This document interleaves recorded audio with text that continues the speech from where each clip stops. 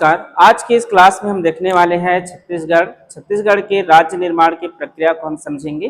पिछले क्लास में हमने देखा था छत्तीसगढ़ के नामकरण को लेकर, तो हम देख चुके हैं छत्तीसगढ़ का नामकरण। तो आज देखने वाले हैं छत्तीसगढ़ के नामकरण को। पिछले क्लास में मैंने बताया था कि छत्तीसगढ़ का नाम जो है, सबसे प्राचीन नाम क्या था, तो दक्षिण कौशल थे।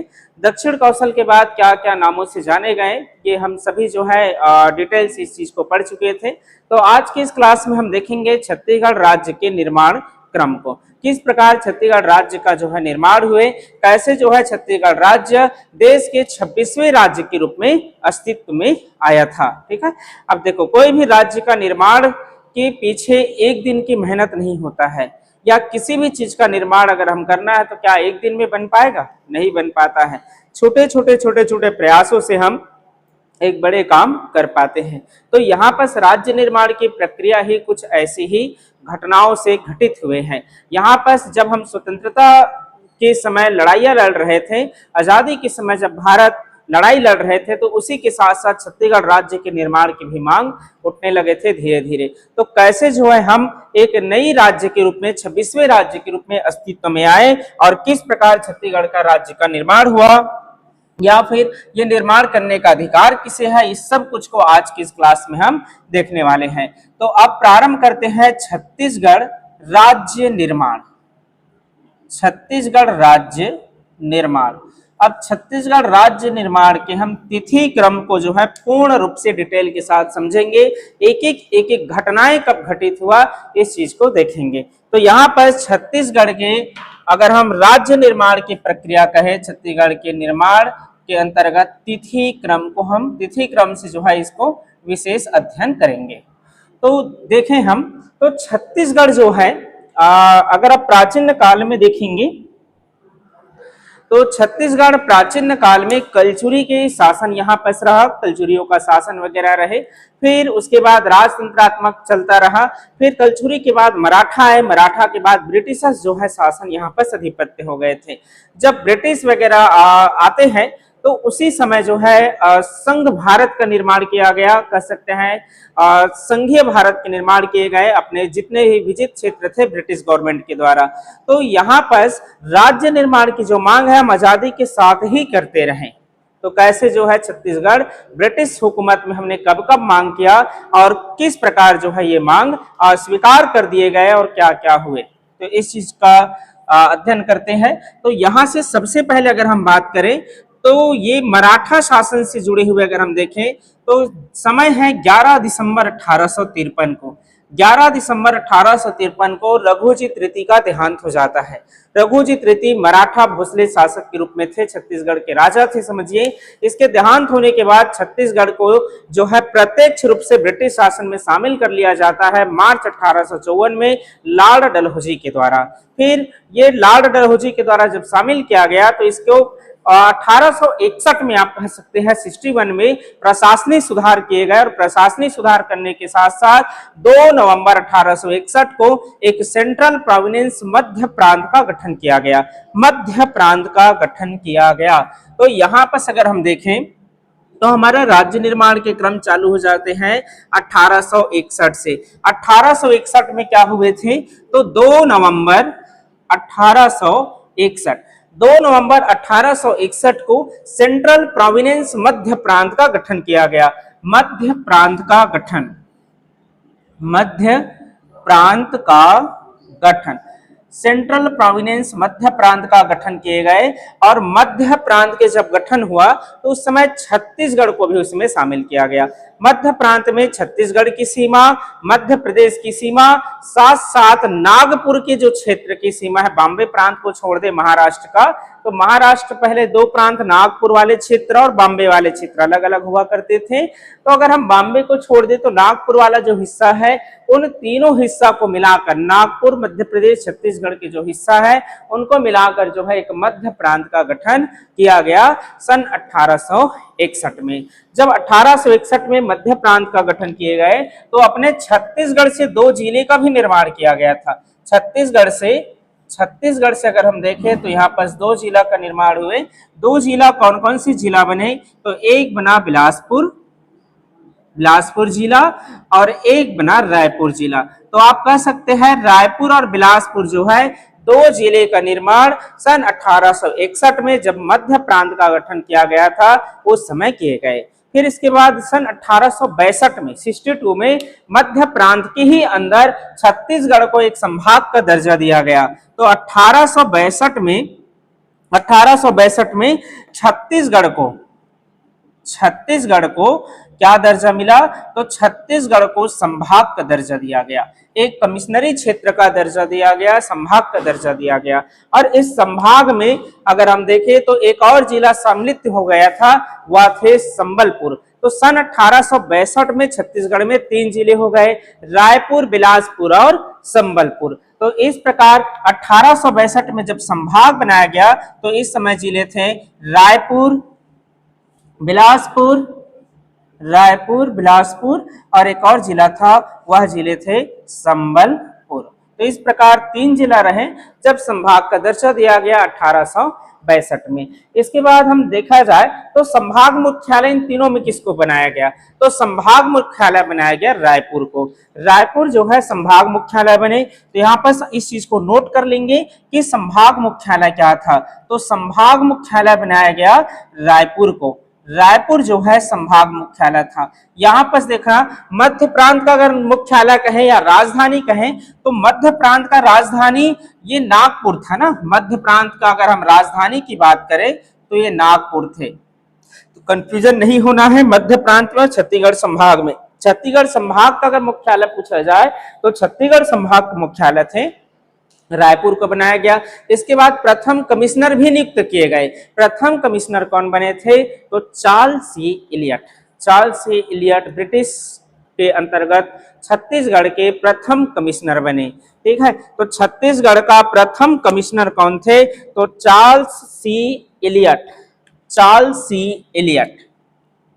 प्रथम कमिश्नर। छत्तीसगढ़ का प्रथम कमिश्नर की अगर हम बात करें तो छत्तीसगढ़ का प्रथम कमिश्नर था चार्ल्स सी इलियट। चार्ल्स सी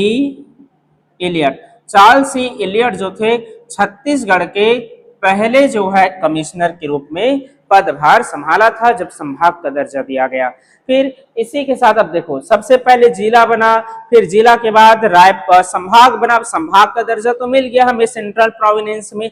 अब जो है धीरे धीरे समय आगे बढ़ता गया तो सन 1905 में फिर से एक बार पुनर्गठन किए गए।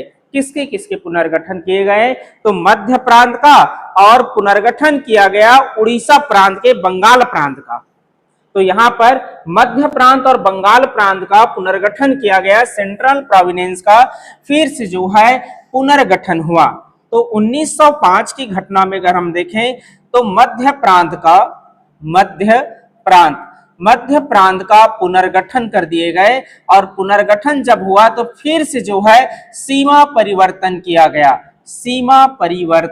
और सीमा परिवर्तन किसके हुए? तो इस बार जो संबलपुर अपना छत्तीसगढ़ का हिस्सा था, संबलपुर चला गया उड़ीसा के हिस्से में। और जो उड़िया से क्षेत्र से कुछ जो रियासत इलाका थे जैसे कि सरगुजा, कोरिया, चांग बखार, ये सभी जो उस क्षेत्र में थे वह अपने छत्तीसगढ़ के अंतर्गत आ गए। तो इस प्रकार 1905 में जब पुनर्गठन किया गया 1905 में, तो संबलपुर को किस में शामिल कर लिया गया? उड़ीसा में। संबलपुर उड़ीसा में शामिल हो गया। इस प्रकार छत्तीसगढ़ में जिला की संख्या कितने हो जाएंगे इस बार? तो छत्तीसगढ़ में अब जिला कितने हो गया? पुनः फिर से 2 हो गए।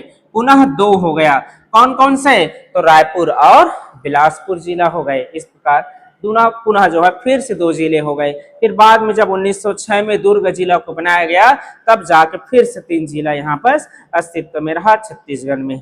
तो जब 1905 में पुनर्गठित किए गए तो आज जो हम छत्तीसगढ़ का मैप बनाते हैं इसकी जो सीमाएं हैं वही सीमा जो है 1905 में स्पष्ट हुआ। तो एक प्रश्न यहाँ पर बनते हैं कि छत्तीसगढ़ की सीमाएं किस वर्ष स्पष्ट हुआ था? तो छत्तीसगढ़ की सीमाएं किस वर्ष स्पष्ट हुए थे? 1905 में हुआ था इसकी सीमा स्पष्ट। तो यहाँ पर आप लोग इस पॉइंट को नोट कर लेंगे कि छत्तीसगढ़ की सीमाएं कब स्पष्ट हुए थे। तो छत्तीसगढ़ की जो सीमा है वह स्पष्ट हुआ था 1905 में। तो इस वर्ष सीमाएं स्पष्ट हुए। इस वर्ष छत्तीसगढ़ की सीमाएं क्या हुआ, स्पष्ट हुआ। इस वर्ष छत्तीसगढ़ की सीमाएं जो है स्पष्ट हुए। ठीक है। इसके बाद की अगर हम बात करें तो छत्तीसगढ़ की सीमाएं तो स्पष्ट हो गया 1905 में। फिर अब आजादी की लड़ाई इस समय चल पड़ा था। 1905 में बंगाल विभाजन हुए। बंगाल विभाजन के बाद स्वदेशी आंदोलन जो है पूरे देश में जो है धीरे धीरे क्रमबद्ध काफी ज्यादा फैल गया। स्वदेशी आंदोलन मतलब ये देश हमारा है, ये स्वदेश हमारा है, और अंग्रेजों का बहिष्कार करने लगे, अंग्रेजी वस्तुओं का बहिष्कार करने लगे। जब ये आंदोलन चल रहा था तो धीरे धीरे जो है मांग भी राज्य के रूप में हमने उठाने का प्रयास कर दिया कि छत्तीसगढ़ को जो है पूर्ण स्वायत्त वाले राज्य का दर्जा ब्रिटिश हुकूमत दे, ताकि हम इस समय प्रांतीय इलेक्शन होने प्रारंभ होने वाले थे 1905 में। प्रांतों में, ठीक है, उनके जो विषय वगैरह है उनको बंटवारा करना प्रारंभ कर दिया गया था। देखा जाए तो 1861 के जब भारतीय परिषद अधिनियम लाए गए, फिर जब 1892 में फिर से अधिनियम लाया गया, तो उस समय जो है 1892 में प्रांतियों में जो है विधानसभा की स्थापना किया गया, जो स्वतंत्र रूप से गवर्नमेंट का निर्माण कर सकते थे। इसी कारण हम मांग करने लगे कि छत्तीसगढ़ को भी एक राज्य का दर्जा दिया जाना चाहिए। ऐसे ही एक पहली बार संकल्प करने वाले व्यक्ति रहे पंडित सुंदरलाल शर्मा। और ये व्यक्ति जो है पंडित सुंदरलाल शर्मा छत्तीसगढ़ के गांधी के रूप में भी काफी प्रसिद्धि इनको मिला। और पंडित सुंदरलाल शर्मा के ही द्वारा सन 1918 में, सन 1905 के बाद आप लोग नोट करेंगे 1918 में क्या हुए, तो 1918 में पंडित सुंदरलाल शर्मा ने छत्तीसगढ़ राज्य का सपना देखा, कह सकते हैं कि छत्तीसगढ़ राज्य का सपना देखा कि छत्तीसगढ़ भी जो है एक स्वायत्त राज्य होना चाहिए। इस हुकूमत के अंतर्गत, ब्रिटिश हुकूमत के अंतर्गत एक राज्य का मांग इनके द्वारा जो है प्रारंभ कर दिया गया। इसी कारण छत्तीसगढ़ के प्रथम स्वप्न दृष्टा के रूप में जब भी प्रश्न बनेगा आप लेंगे पंडित सुंदरलाल शर्मा को। तो छत्तीसगढ़ का प्रथम स्वप्न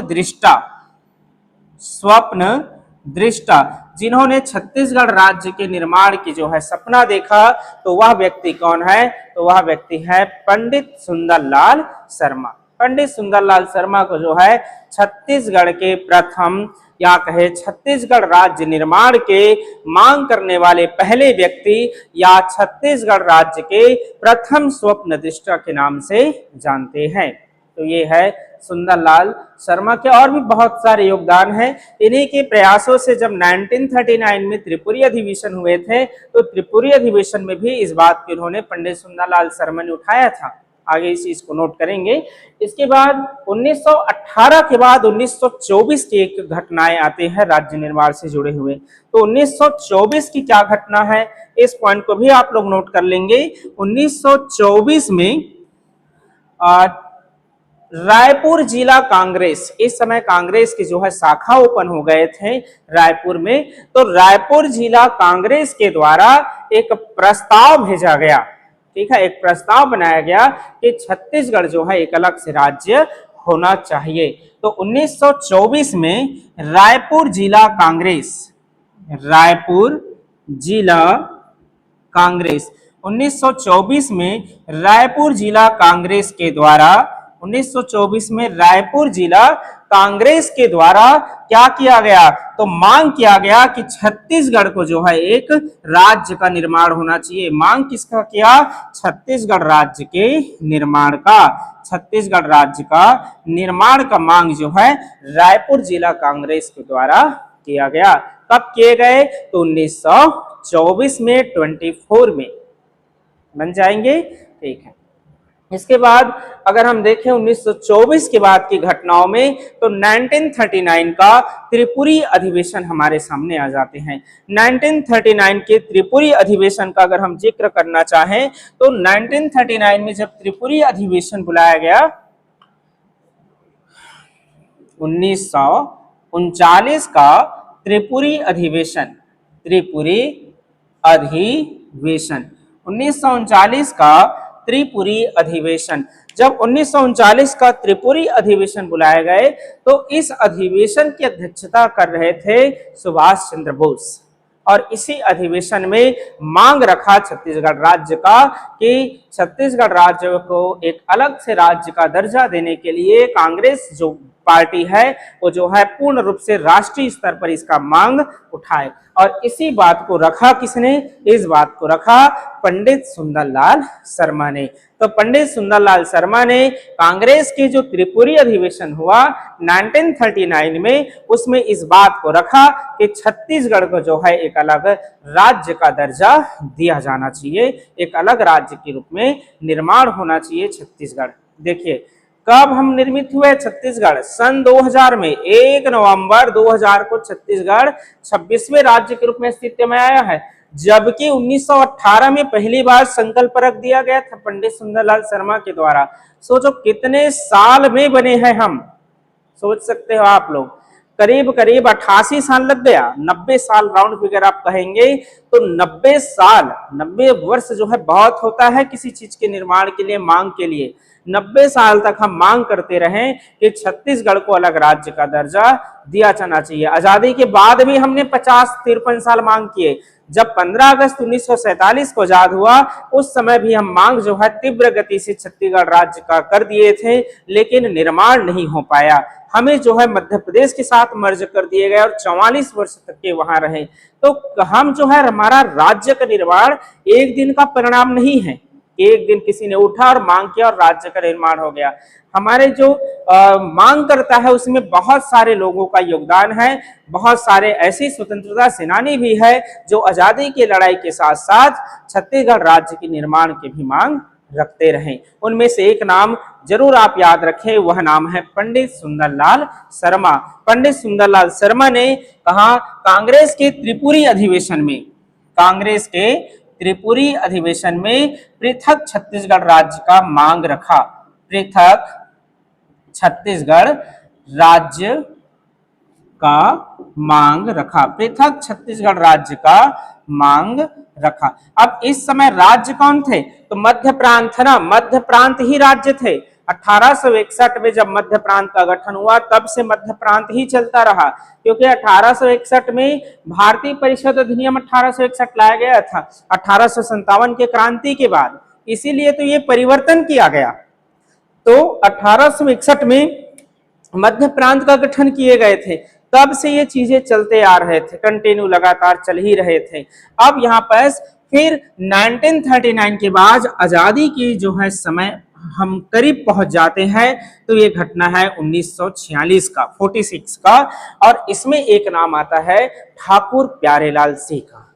ठाकुर प्यारेलाल सिंह क्या है, क्या कहा था इसने, या कौन से जो है समूह का निर्माण किया था? तो इसने बनाया छत्तीसगढ़ शोषण विरोध मंच। कौन सा मंच? तो छत्तीसगढ़ शोषण विरोध मंच का निर्माण किया था। किसने? ठाकुर प्यारेलाल सिंह ने। कब? 1946 में। तो ये प्रश्न इंपॉर्टेंट है, पूछे जा सकते हैं एग्जाम में, तो आप लोग नोट कर लेंगे। 1946 ठाकुर प्यारेलाल सिंह, ठाकुर प्यारेलाल सिंह के द्वारा कौन से मंच का या कौन सी संस्था का निर्माण किया गया? तो छत्तीसगढ़ शोषण विरोध मंच, शोषण विरोध मंच। अब किसका शोषण किया जा रहा है? छत्तीसगढ़ का, कि आप लोग छत्तीसगढ़ के आप शोषण कर रहे हो, इसलिए हम विरोध मंच करेंगे, इसका विरोध जो है करेंगे। इसके लिए छत्तीसगढ़ शोषण विरोध मंच का गठन किया गया और ये छत्तीसगढ़ राज्य निर्माण में पहला संगठन है, इससे पहले कोई संगठन नहीं बने थे। तो छत्तीसगढ़ राज्य निर्माण के लिए पहली बार कोई संगठन बनाया तो वह व्यक्ति है ठाकुर प्यारेलाल सिंह। इनके संगठन का नाम क्या था? तो छत्तीसगढ़ शोषण विरोध मंच। तो छत्तीसगढ़ शोषण विरोध मंच छत्तीसगढ़ राज्य निर्माण के लिए, छत्तीसगढ़ राज्य निर्माण के लिए क्या है? ये प्रथम संगठन है। छत्तीसगढ़ राज्य निर्माण के लिए प्रथम संगठन की अगर हम बात करें तो कौन से हो जाएंगे? ठाकुर प्यारेलाल सिंह के द्वारा स्थापित छत्तीसगढ़ शोषण विरोध मंच। तो आप लोग इस पॉइंट को नोट कर लेंगे। इसके बाद आगे बढ़ते हैं। आगे अगर हम देखें तो सन 1947 में 1947 में 1947 में जो है हम किसके भाग थे? जब आजादी मिला हमें तो उस समय मध्य प्रांत व बरार प्रांत के हिस्सा थे। कुछ भाग बरार प्रांत से भी जुड़े हुए थे।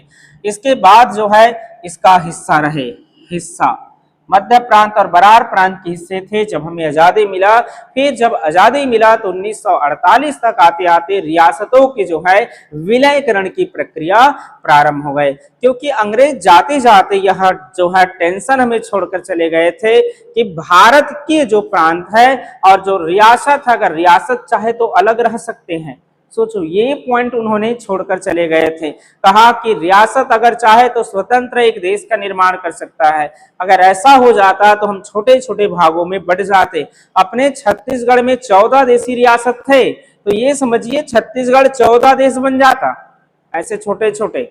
तो यहाँ पर रियासतों का विलयकरण किया गया, जिससे जो है और भी चीजें स्पष्ट होना प्रारंभ हो गए। तो जनवरी 1948 तक रियासतों के जो है विलयकरण की प्रक्रिया कंप्लीट हो गया। तो 1948 में जो रियासत थे उनका विलयकरण कर लिए गए। रियासतों का विलयकरण कंप्लीट हो गया। रियासतों का विलयकरण पूर्ण हो गया। इस समय कितने रियासत? 14 रियासत थे छत्तीसगढ़ का, जिनकी जो प्रक्रिया है वह पूर्ण हो गए थे। ठीक है। अब यहाँ पर रियासतों के पूर्ण के बाद क्या? अब स्थिति जो है जोरदार हंगामा प्रारंभ होता है। यहाँ पर संविधान में इस पोर्शन को बहुत सारी चीजों को पढ़ेंगे कि कैसे जो है किसके हाथों में राज्य निर्माण की शक्ति दिया गया और राज्य निर्माण की प्रक्रिया क्या हुआ। वैसे तो खैर मैं इसको संविधान वाले पार्ट्स में वीडियो में बता चुका हूं। अगर आप लोग नहीं देखे होंगे तो संविधान का भाग 1 आप लोग जरूर देख लेंगे। संविधान के भाग 1 में, ठीक है, उसमें जो है इस चीज का जिक्र किया जाएगा या किया गया होगा। अगर टल गए होंगे तो किया गया है, समझिए। ठीक है। तो यहाँ पर इस चीज को आप जरूर वहां पर पढ़ लेंगे। तो देखा जाए तो रियासतों के विलयकरण की प्रक्रिया पूर्ण हो जाता है। अब जो है अलग अलग कमेटी बनाया जाता है। एक कमेटी बनाया गया, धर कमेटी, धर आयोग बनाए गए। और ये धर कमेटी 1948 में जब गठित किया गया तो इनका काम था देश में कैसे जो है राज्य का निर्माण करें, किस आधार पर हम राज्य का निर्माण करें। और इन्होंने सिफारिश किया कि भाषा का आधार पर तो कदापि नहीं करना है, भाषा का आधार पर कदापि जो है नहीं करना है। इस प्रकार प्रशासनिक जो है आधार बनाया जाए। फिर जेवीपी समिति बना, जवाहरलाल नेहरू, सरदार वल्लभ भाई पटेल, पट्टाभी सीतारमैया, इन लोग जो है एक त्रिगुटी समिति बनाया और इनका जो है काम था जो धर आयोग की रिपोर्ट थे उनकी जांच करना, कि उनकी जांच पड़ताल किया जाए कि किस आधार पर राज्य का निर्माण हो। और फिर इसी समय जो है कह सकते हैं एक व्यक्ति का नाम आता है श्री राम पुट्टुल। ये व्यक्ति थे आंध्रा से।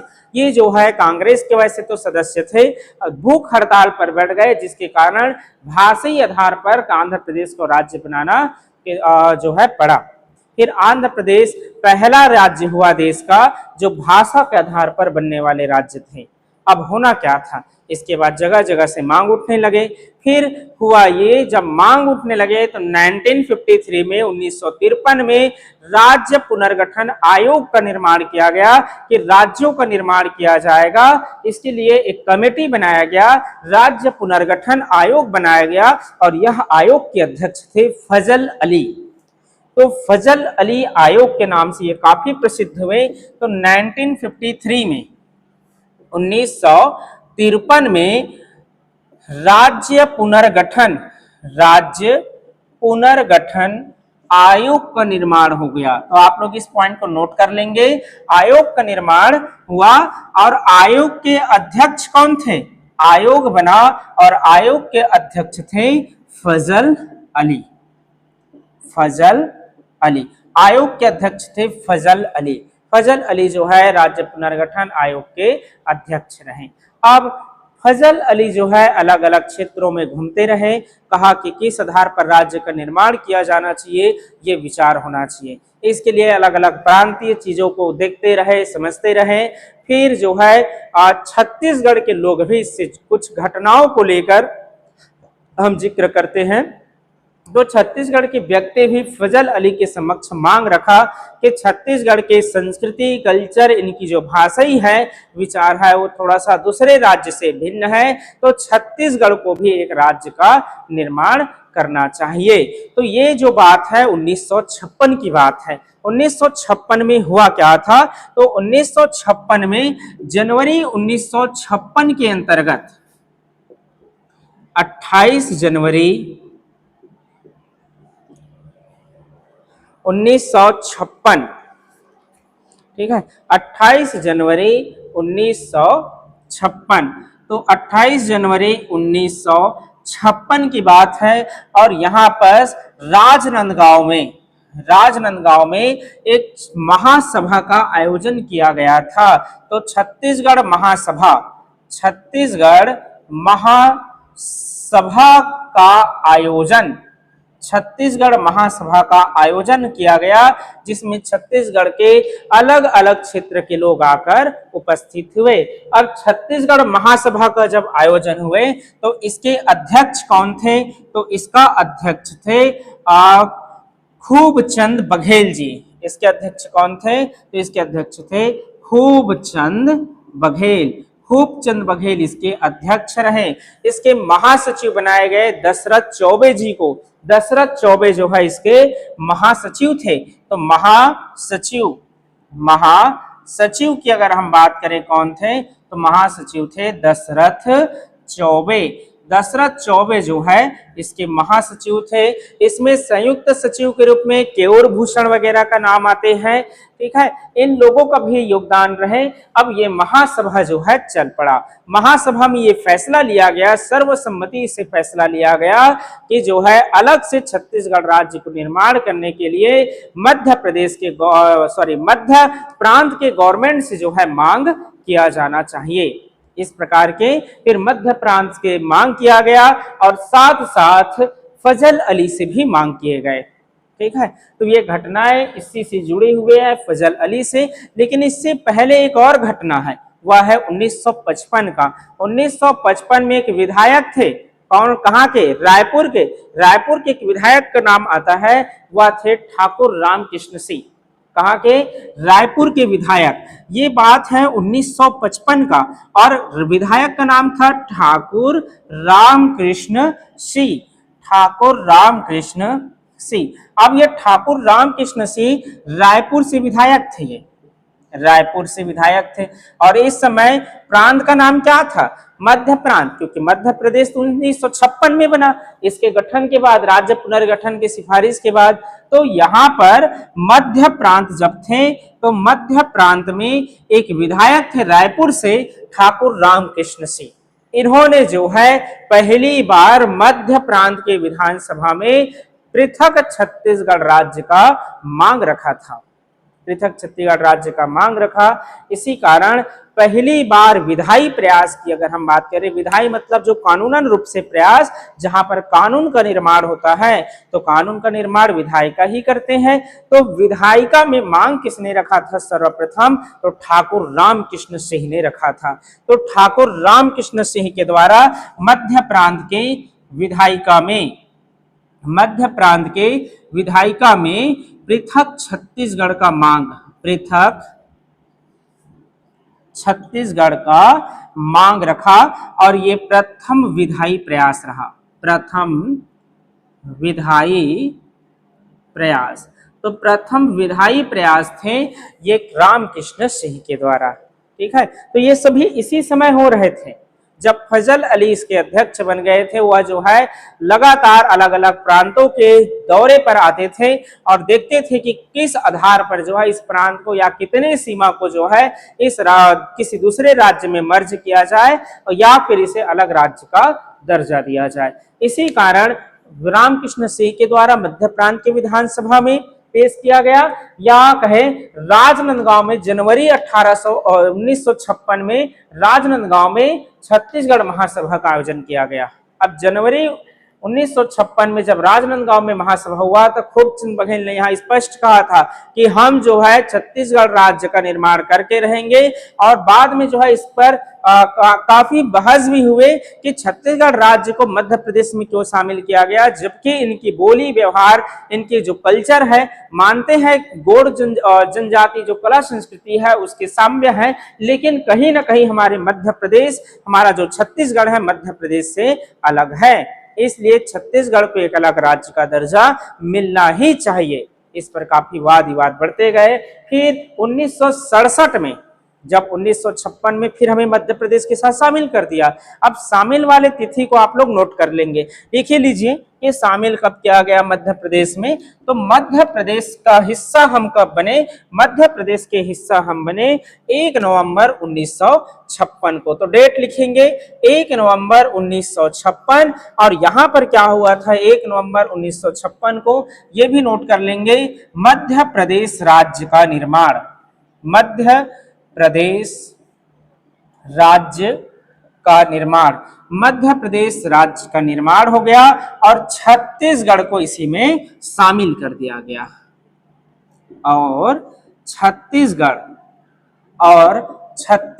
को छत्तीसगढ़ को इसी में शामिल कर लिया गया। ठीक है, तो छत्तीसगढ़ इसमें शामिल हो गए। इसके बाद अगर हम देखें, जब छत्तीसगढ़ को इसमें शामिल कर दिया गया तो ये फिर वाद विवाद कुछ समय के लिए कह सकते हैं रुक गया।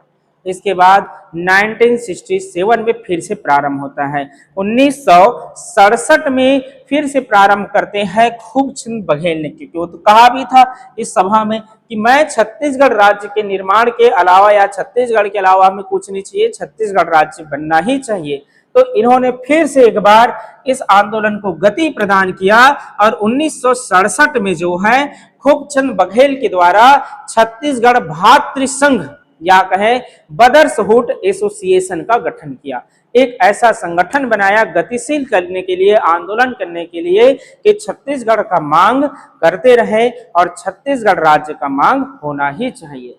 देखिए कितना बार हमने मांग किया, बार बार मांग करते रहे।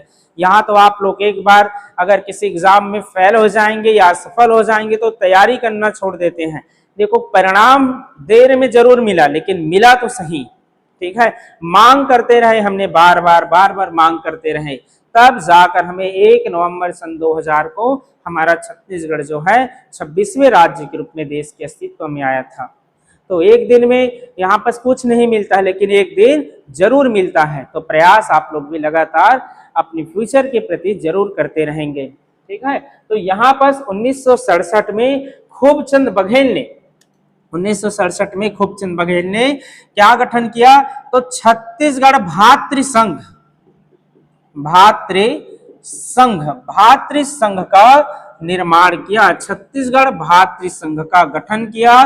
और इस समय जो है कह सकते हैं इनके उपाध्यक्ष वगैरह अगर हम बात करें तो इसमें कुछ नाम आते हैं, जैसे कि द्वारिका प्रसाद वगैरह का भी नाम थे। बट छत्तीसगढ़ भातृ संघ के निर्माण की बात करें किसने किया, तो छत्तीसगढ़ भातृ संघ का निर्माण किया खूबचंद बघेल। तो खूबचंद बघेल ने इसका निर्माण किया। बाद में रामाधार कश्यप, चंदूलाल चंद्राकर, अनेक लोग जो है इससे जुड़ते गए और ये छत्तीसगढ़ राज्य की जो मांग है प्रखर गति से चलता रहा। फिर 1976 में एक और नाम आता है, एक संगठन आता है जो राज्य निर्माण के लिए काफी एक्टिव रहे, और ये संगठन था शंकर गुहा नियोगी जी का, शंकर गुहा नियोगी। और ये समय कब है, 1976 का। तो 1976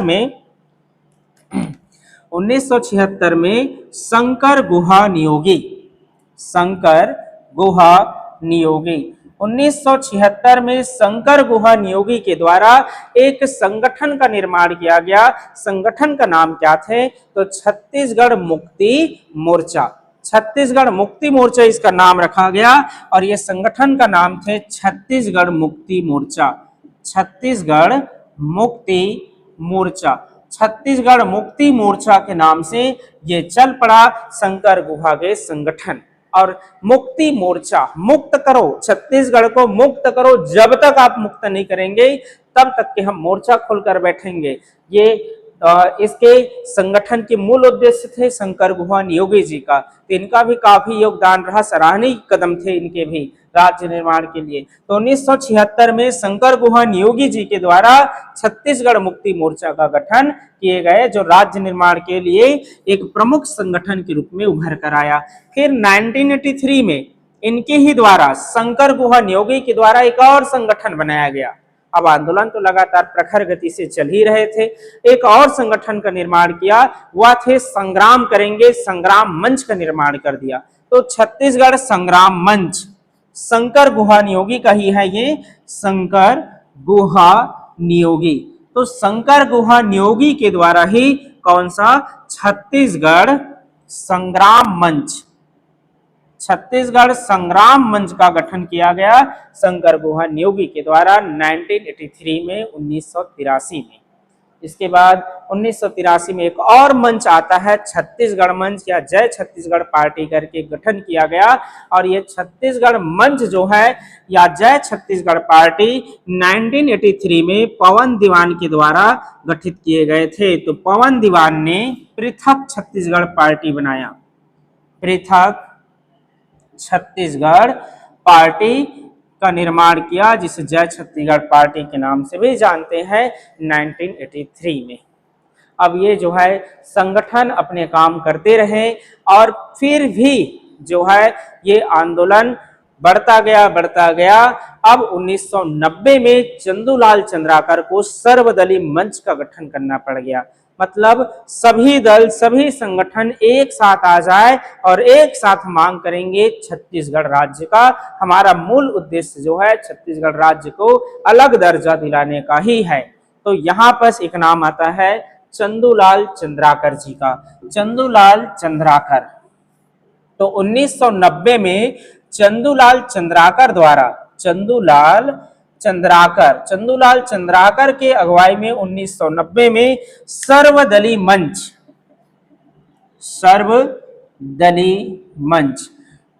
सर्वदलीय मंच वगैरह का गठन किया गया।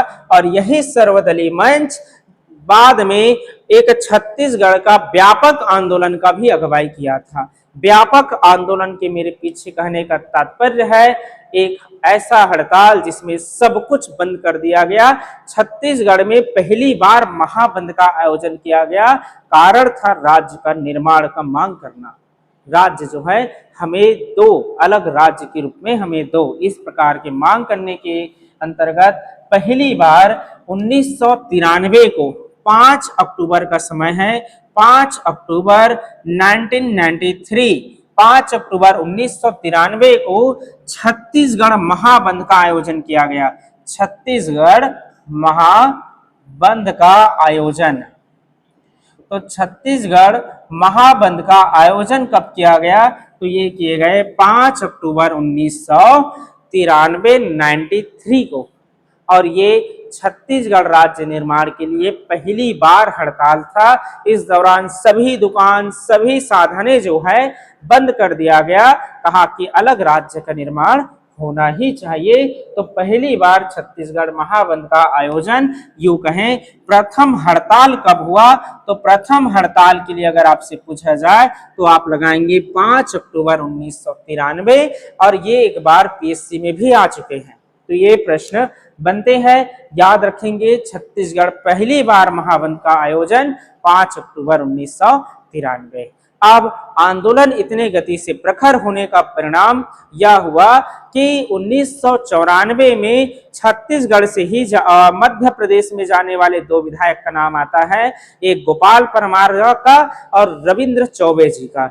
इन दोनों के ही प्रयासों से कह सकते हैं 18 मार्च 1994 को छत्तीसगढ़ के राज्य के निर्माण के लिए 18 मार्च 1994 को 1994 को जो है छत्तीसगढ़ राज्य के निर्माण के लिए अशासकीय संकल्प पेश किया गया। अशासकीय संकल्प क्या होता है? तो अशासकीय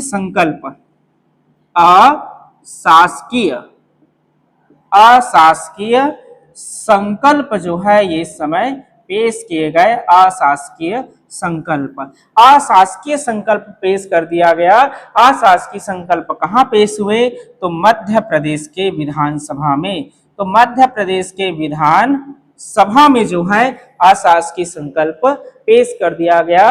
और ये पेश करने वाले व्यक्तियों में थे गोपाल परमार का नाम आता है, किसी किसी किताब में रविंद्र चौबे को भी दे दिया जाता है। गोपाल परमार और रविंद्र चौबे यूं कह सकते हैं, दोनों का इसमें मुख्य रूप से योगदान रहा है। तो इस पॉइंट को आप लोग नोट कर लेंगे। इसके बाद अशासकीय संकल्प क्या होता है और शासकीय संकल्प क्या होता है। अशासकीय संकल्प अगर हम देखें तो ऐसा संकल्प जो विधानसभा में रखा गया तो है, लेकिन वह केवल विधायक के द्वारा रखा गया है, सदस्य के द्वारा रखा गया है, वो कोई मंत्री नहीं है। लेकिन जो मंत्रियों के द्वारा रखा जाता है उसको शासकीय संकल्प कहते हैं। तो शासकीय संकल्प जब पारित होता है तो वह काम होना तय होता है। तो छत्तीसगढ़ राज्य निर्माण के लिए मध्य प्रदेश के विधानसभा में कब शासकीय संकल्प पारित किया गया, इस पॉइंट को जरूर आप लोग याद रखेंगे। तो कब शासकीय संकल्प पारित किए गए थे? तो ये किया गया था 1 मई 1998 को। तो 1 मई 1998, 1 मई 1998 को मध्य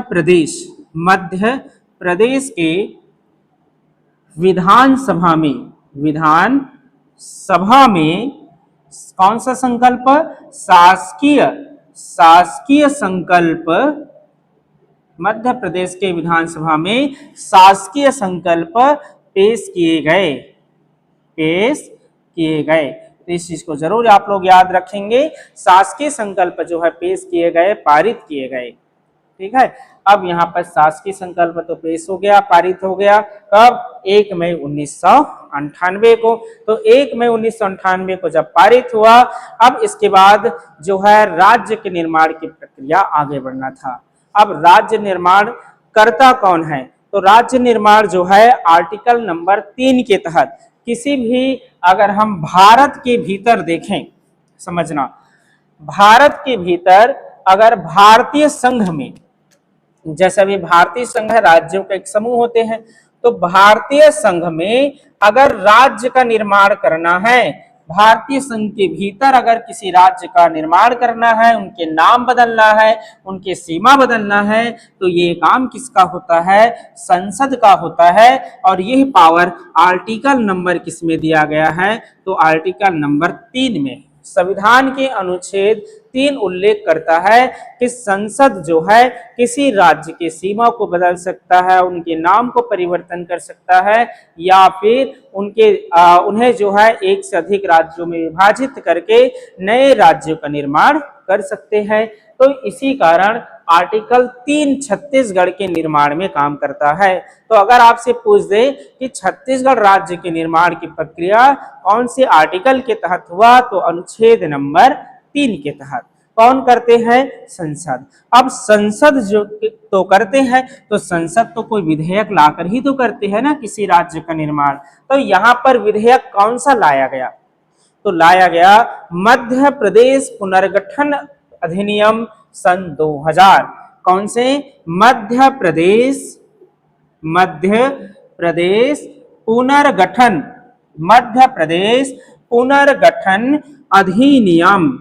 मध्य प्रदेश पुनर्गठन अधिनियम सन कौन से? तो सन है ये 2000 का। तो सन 2000 का मध्य प्रदेश पुनर्गठन अधिनियम आता है।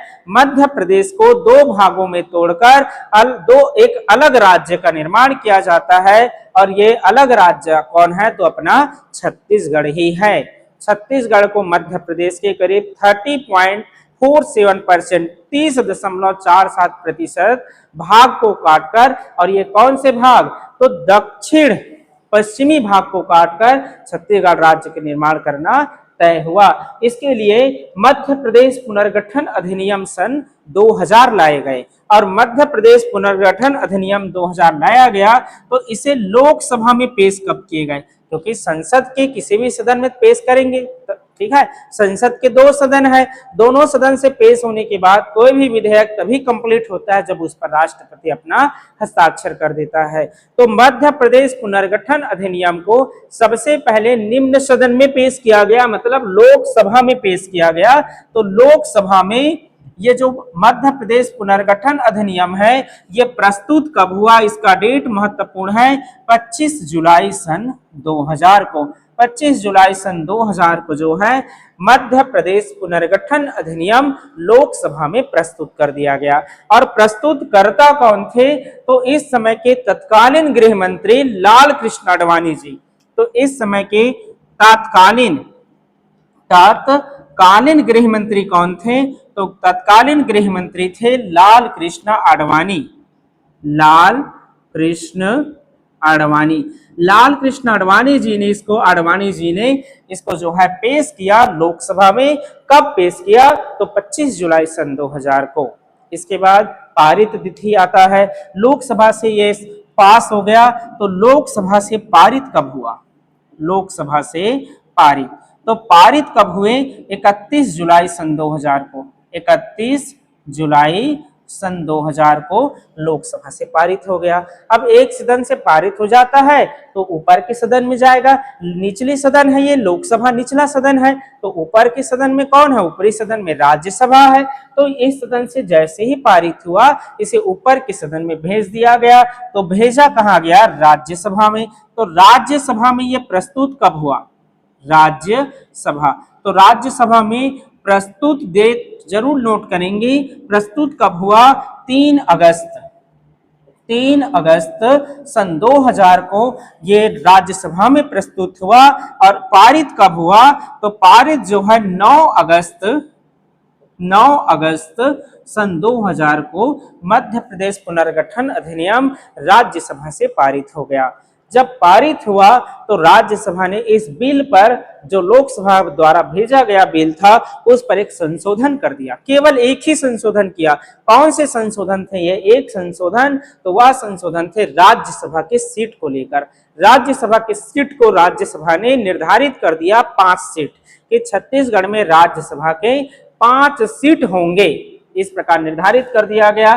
तो निर्धारित यहाँ पास हो गए राज्यसभा के सीट। तो एक संशोधन किया गया, एक संशोधन किया, किसने, राज्यसभा ने एक संशोधन कर दिया। संशोधन क्या था, राज्यसभा का सीट, राज्यसभा का सीट कितना रखा गया, 5 रखा गया। राज्यसभा की सीट से जुड़े हुए एक संशोधन किया।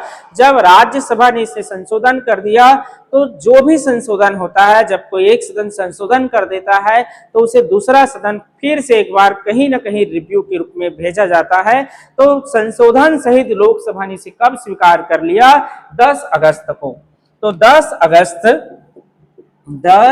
अगस्त सन 2000 को संशोधन सहित लोकसभा से पारित, जो संशोधन हुआ तो फिर से लोकसभा गया, तो संशोधन सहित लोकसभा से पारित कर दिया गया 10 अगस्त को। अब ये मध्य प्रदेश पुनर्गठन अधिनियम दोनों सदन से पारित हो गए थे, लोकसभा से भी, राज्यसभा से भी। फिर इसे राष्ट्रपति के पास हस्ताक्षर के लिए भेज दिया गया, और इस समय भारत के राष्ट्रपति थे KR नारायण जी। तो KR नारायण ने इस पर कब हस्ताक्षर किए, मध्य प्रदेश पुनर्गठन अधिनियम पर, तो आप लोग इसे भी नोट कर लेंगे। हस्ताक्षर कब किया, तो हस्ताक्षर किसने, राष्ट्रपति ने।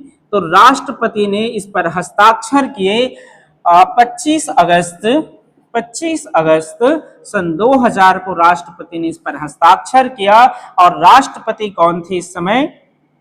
राष्ट्रपति थे के.आर. नारायण, तत्कालीन राष्ट्रपति के.आर. नारायण। तो तत्कालीन राष्ट्रपति थे के.आर. नारायण। किसी किसी किताब में इसको ना 28 अगस्त लिख दिया है, तो ये गलती है, गलत है। 28 अगस्त को हस्ताक्षर नहीं, 25 अगस्त को हुआ है। ये वास्तव में 28 कहां से है? 28वां अधिनियम था ये। लोकसभा में जब इसको पारित किया गया तो वहां पर लिखा गया था 28वां अधिनियम वर्ष 2000 का, ऐसे लिखा रहता है। तो 28वें अधिनियम था, 28वां विधेयक थे, किसके जुड़े हुए? मध्य प्रदेश पुनर्गठन अधिनियम। तो 10 का 25 अगस्त को हुआ है, ना कि 28 को। तो आप लोग, अगर आपके बुक में 28 अगस्त लिखा है तो आप लोग इसे सुधार लेंगे। वास्तविक डेट 25 अगस्त को ही जो है राष्ट्रपति ने इस पर हस्ताक्षर किए थे, और राष्ट्रपति था के.आर. नारायण। इसके बाद इसके लागू वगैरह की अगर हम तिथि देखें तो लागू कब हुआ ये मध्य प्रदेश पुनर्गठन अधिनियम? तो लागू हुआ 1 नवंबर सन 2000 को। तो 1 नवंबर सन 2000 को लागू हुए, और इसी के साथ छत्तीसगढ़ देश के 26वें राज्य के रूप में, छत्तीसगढ़ जो है देश के 26 राज्य के रूप में अस्तित्व में आता है। और इसी के साथ 2 और राज्य भी का निर्माण किया गया था। अगर हम देखें तो कौन से क्रम के राज्य के रूप में आया? 26वें राज्य के रूप में छत्तीसगढ़ जो है अस्तित्व में आ जाता है। इसी के साथ 2 और राज्य निर्माण किए गए थे, वह थे 27वें नंबर के राज्य बने उत्तराखंड, और 28वें नंबर के राज्य बने थे झारखंड। तो आप लोग इसको भी नोट कर सकते हैं, 28वें नंबर के झारखंड।